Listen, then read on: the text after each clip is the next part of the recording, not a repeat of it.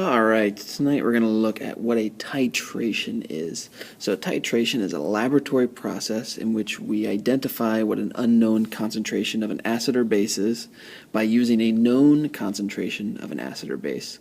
So it's really just a use of a neutralization reaction to figure out what the concentration is of a particular acid or base. So let's say, for example, we have a beaker of something that we know is an acid. So that means in the acid there is a certain amount of H pluses. The question that we have, though, is how many H pluses are in that beaker. You know, there could be 1 mole, there could be 2 moles, there could be 0.005 moles. We just don't know. So what we need to do then is we use a titration to figure out what the concentration, what the number of H pluses is. And to do that we use neutralization. So remember, when things are neutral, that means that the concentration of H plus equals the concentration of OH minus.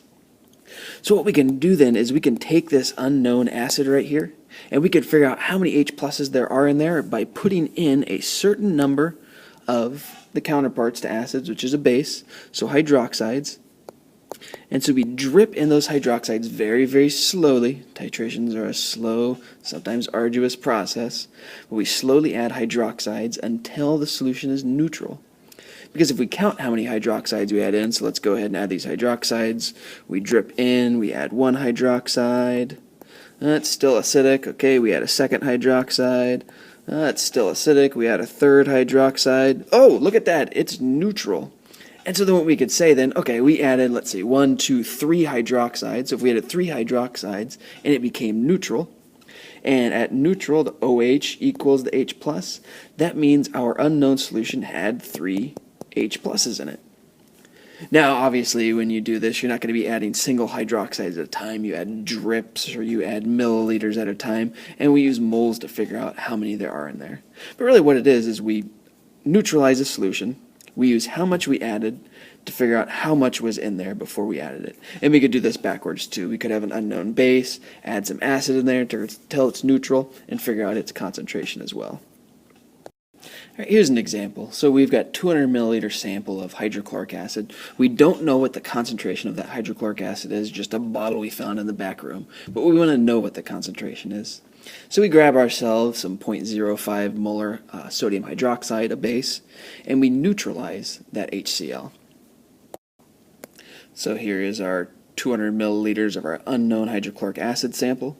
Into that sample we put in 25 milliliters of this sodium hydroxide, this 0.050 molar sodium hydroxide.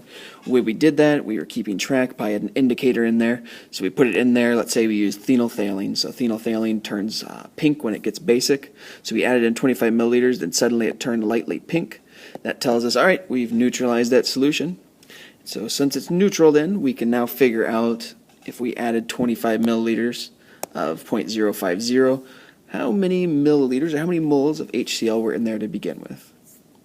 So to do this, there's a couple more complex ways you can do it, but the simplest way is the titration equation, which is Ma times Va equals Mb times Vb.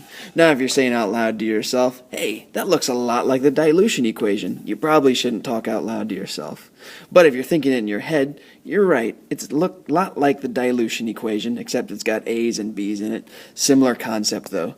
M stands for molarity, but A stands for acid. V stands for volume, and A stands for acid. And it's equal to the molarity of the base times the volume of the base. So the molarity of the acid times the volume of the acid equals the molarity of the base times the volume of the base.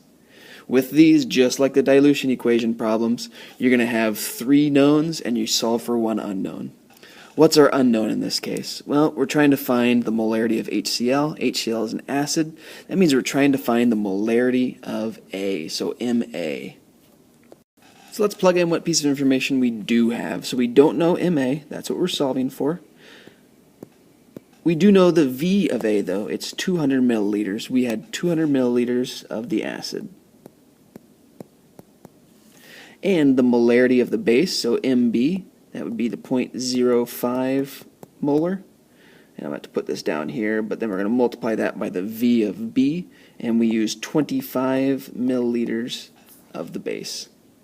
So now we multiply the 0.05 times 25, and then we divide by 200 to get the MA by itself. And from this we can see that the MA is 0.00625, and that would be molar. So what that means is by neutralizing this, by keeping track of how much sodium hydroxide we had to add, we now figured out what the concentration of HCl is. It is 0.00625 molar. Or if we wanted to do that with sig figs, it would be 0.0063 molar. And that's it. That's a titration in a nutshell. So the equation is just as simple as the dilution equation. Ma times Va equals Mb times Vb. We use it to neutralize a solution and figure out what the concentration is of an unknown. In an actual laboratory, this right here is what a titration would look like. So what we would use is an apparatus called a burette, which is this guy right here. It measures from 0 to 50, so you fill it with a liquid, and then you can see just how much you add to a flask down here, because as the water level goes down, it will measure how much you added. So right here we can see we started with adding 0, then we added all the way up to there into this flask right here. Inside of your burette, you would put your known. So in the case of the example that we did, we would put that 0.05 molar sodium hydroxide. And down here in this flask, you would put your unknown. So this is where that 200 milliliters of the hydrochloric acid would have gone. Then we will slowly add this right here. Okay, drip, wait for a second for the pH to change, drip, wait for the pH to adjust, so on and so forth. Like I said, really arduous. Until the indicator changes color, so this is pink like phenolphthalein. We could have a pH probe in there that would measure exactly when we get to 7. Lots of different choices. And then we would see how much, what our volume was that we added. And so that would be the volume of, in the case of the example, the base. And so it would have been something like, I think it was 25 milliliters in the last problem. And then we'd use that to figure it out. So that's a titration. Not too complex. It's mostly a laboratory process more than it is something you do on pen and paper a lot of. We'll do one in class when I see you guys again, and we'll do a little bit of practice with the MA-VA equation as well.